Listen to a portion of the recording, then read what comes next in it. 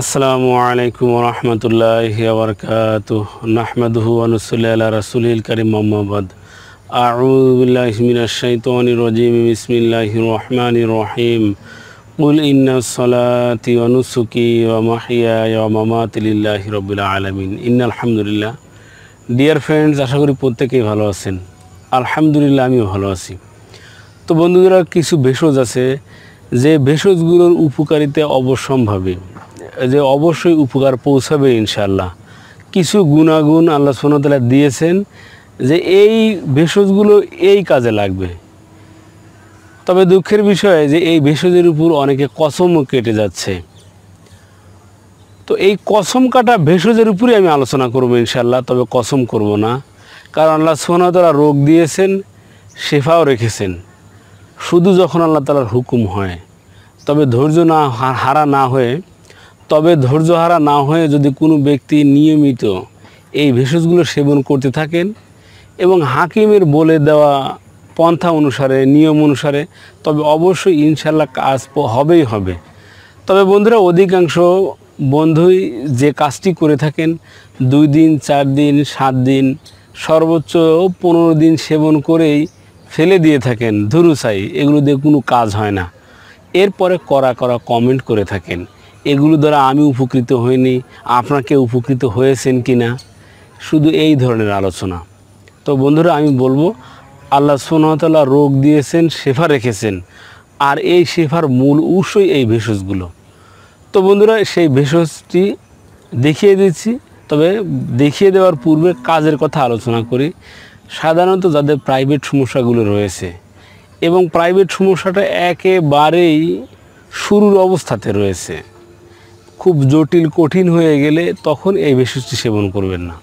শুরুর অবস্থা বলতে যাদের প্রস্রাবের পরে একটু কোদ দিলেই বীর্যের মতো বের হয়ে আসে, যেটাকে শুক্রমেহ বা স্পার্মাটোরিয়া বলা হয়। অনেকের বা একটু শক্ত হয়ে মাঝপথে নরম হয়ে যায়, এটা শুরুর অবস্থাতে। এরপরে দ্রুত বীর্যপাত হয়ে যাচ্ছে, যেটা জাস্ট শুরুর অবস্থায়। তখন ধৈর্য ধরে কয়েকটি ভেষজের সাথে এটি সেবন করতে পারেন।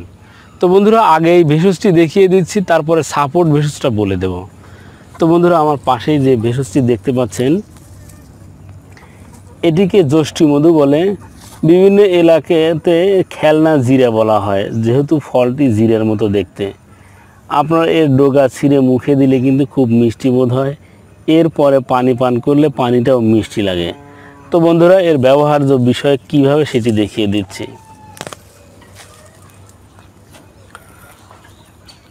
তো বন্ধুরা, এর শিকড় দেখতে পাচ্ছেন। এর শিকড় আপনার প্রত্যহ 20 থেকে 30 গ্রাম যেন হয়। আর 20 থেকে 30 গ্রাম বলতে একটি শিকড়ের পুরো অংশটাই 20 থেকে 30 গ্রাম হয়ে যায়। তো বন্ধুরা, এটি পরিষ্কার করে ধুয়ে প্রত্যেক সকালে খালি পেটে আপনি সরাসরি মুখে চাবিয়েও খেতে পারেন। আর যদি মনে করেন যে সাপোর্ট হিসেবে আরও কিছু ভেষজ ব্যবহার করবেন, সেক্ষেত্রে কিন্তু আপনি এটা পানের সাথে খেতে পারেন, অথবা একটু মধু সকালে খালি পেটে মধু সেবন করছেন, মধু সেবন করার পরে আপনি এই শিকড়টা চাবিয়ে সেবন করছেন। তো বন্ধুরা, এইভাবে আপনি সকালে বা বিকালে 2 বার সেবন করতে পারেন।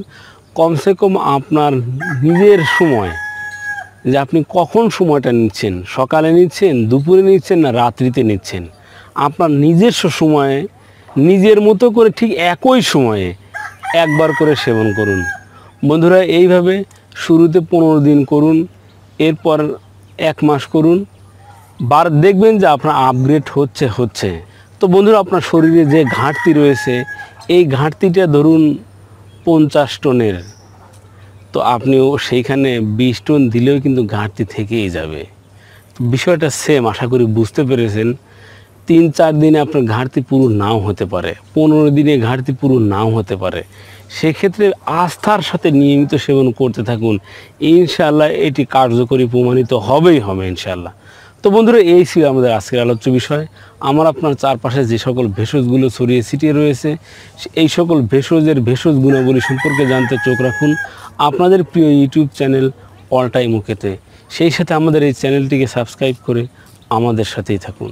ধন্যবাদ সবাইকে।